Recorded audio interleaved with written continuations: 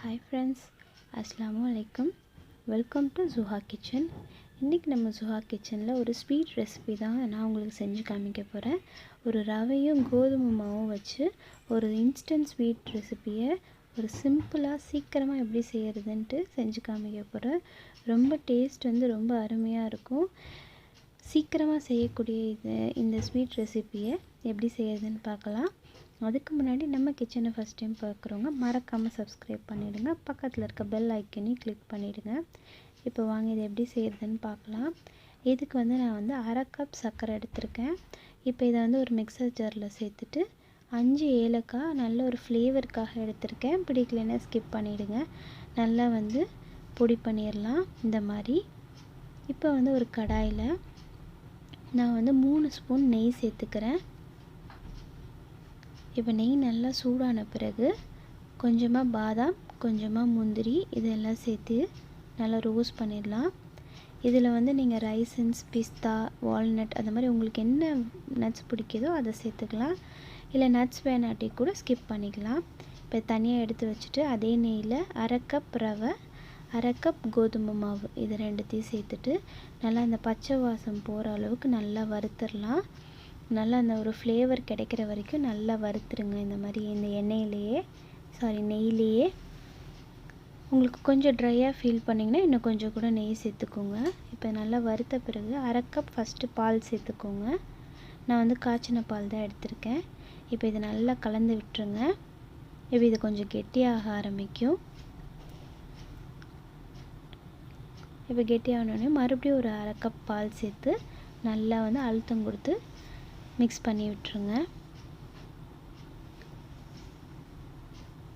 இப்போ இது நல்லா மிக்ஸ் ஆகிடுச்சு. இந்த ஸ்டேஜில் நம்ம பொடி பண்ணி வச்சுருக்க அந்த சுகர் பவுடரையும் சேர்த்து ஸ்டவ் ஆஃப் பண்ணிவிடுங்க. இப்போ இதை நல்லா அழுத்தம் கொடுத்து கலந்து விட்டுருங்க. இப்போ சர்க்கரை போட்டிருக்கனால இலக ஆரம்பிக்கும். பாருங்கள், கொஞ்சம் இலகி இருக்குது.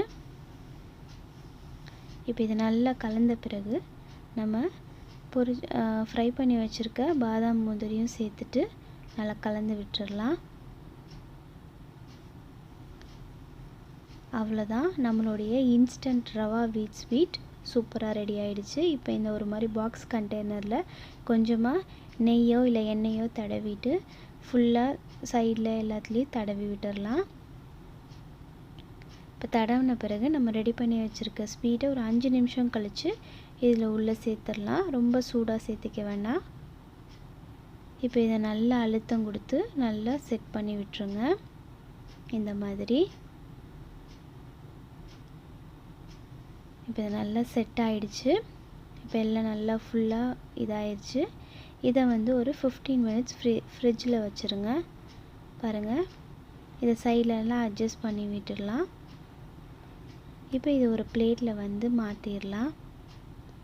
பாருங்கள், எவ்வளோ அழகாக ரெடி ஆகிடுச்சு இந்த ஸ்வீட்டு. ஈஸியாக விழுந்துருச்சு. இப்போ இதை ஒரு நைஃப் வச்சு நமக்கு பிடிச்ச ஷேப்பில் பீஸ் போட்டுக்கலாம். ஒரு அருமையான ரவா வீட் ஸ்வீட் சூப்பராக ரெடி ஆகிடுச்சு. திடீர்னு வீட்டுக்கு வந்த கெஸ்ட்டுக்கு யோசிக்காமல் சீக்கிரமாக செஞ்சு கொடுத்துடலாம். வீட்டில் இருக்கிற ஒரு 4 பொருளை வச்சு இந்த ஸ்வீட்டை நம்ம ரெடி பண்ணிட்டோம். எந்த ஒரு கஷ்டமும் இல்லை, எந்த ஒரு டைமிங்கும் நமக்கு அதிகமாக செலவாகலை. குழந்தைங்களுக்கும் சீக்கிரமாக ஈவினிங் ஸ்நாக்ஸாக இதை செஞ்சு கொடுக்கலாம். ரொம்ப டேஸ்டியான ஸ்வீட்டாக கூட இருக்கும். ரொம்ப ஹெல்த்தியாக கோதுமை மாவு பயன்படுத்தி தான் நம்ம செஞ்சுருக்கோம் இதை. உங்களுக்கு வெள்ளை சர்க்கரை பிடிக்கலைன்னா நீங்கள் நாட்டு சர்க்கரை கூட சேர்த்து இந்த ஸ்வீட்டை ட்ரை பண்ணி பாருங்கள். டேஸ்ட்டும் ரொம்ப அருமையாக இருக்கும்.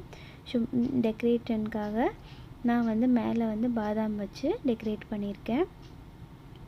உங்களுக்கு பிஸ்தா, ரைசன்ஸ் அந்த மாதிரி நட்ஸ் பிடிச்சாலும் சேர்த்து செஞ்சுக்கோங்க. இந்த வீடியோ பிடிச்சிருந்துச்சுன்னா லைக் பண்ணுங்கள், உங்கள் ஃப்ரெண்ட்ஸ்க்கெல்லாம் ஷேர் பண்ணுங்கள். எப்படி வந்துச்சுன்னு கமெண்ட் பண்ணுங்கள். மறக்காமல் நம்ம Zuha கிச்சனை சப்ஸ்கிரைப் பண்ணிவிடுங்க. பாய், தேங்க்யூ.